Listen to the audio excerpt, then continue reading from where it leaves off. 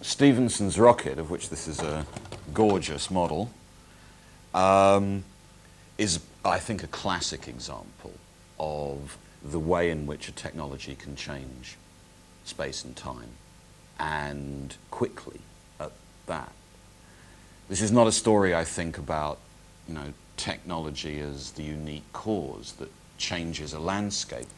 If you think that between September 1830, when the Liverpool to Manchester railway starts, and the 1850s, 1860s, you see a global change in transport systems, in humans and goods moving around, and therefore in the whole economic and social geography of the planet, I think.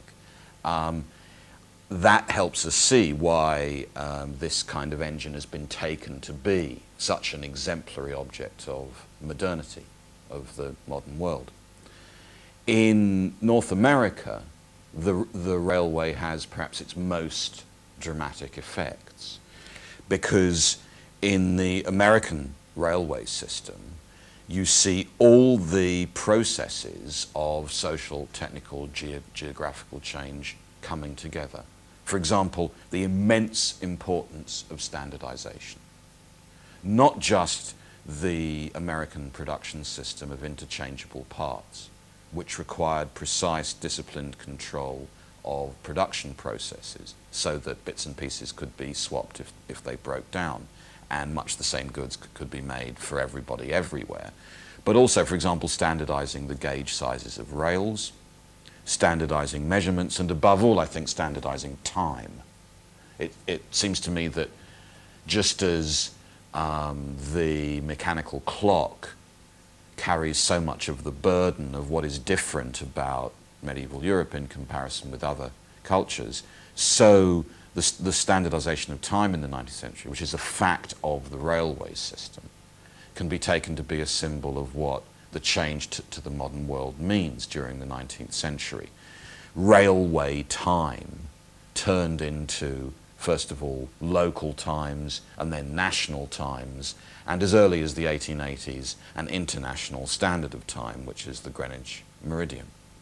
So very rapidly, the invention and adoption of locomotive engines and passenger and goods steam trains leads quite directly to the need for local and global time standards. And that then feeds back into the way in which clocks have to be designed and how they can be checked. And again, there the American system of manufacture plays its part.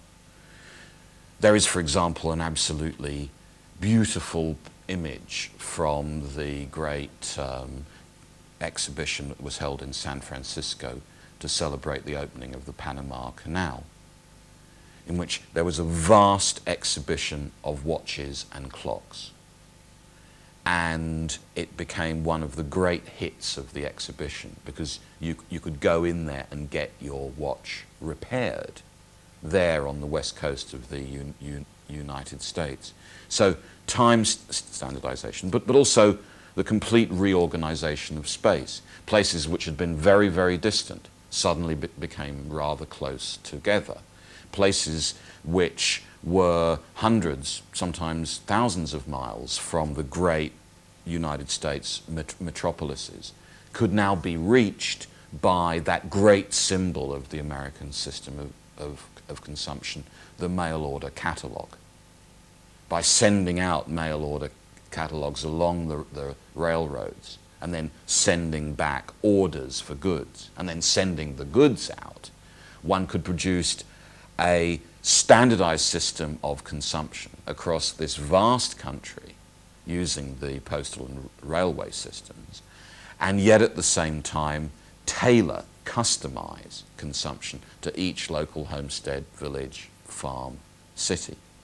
And that's why, as it's called, the Iron Horse is taken to be this extraordinary symbol of the modern age arriving at the frontier. And I'm not sure that there's been a transport technology or a large technical system which has so rapidly been seen as the symbol and carrier of the values of the modern world. And I think that's why focusing on that event in 1830 and what led up to it, but also what followed, is such an interesting way of asking the question of how this unique set of transitions from a profoundly agricultural to a profoundly industrial world took place.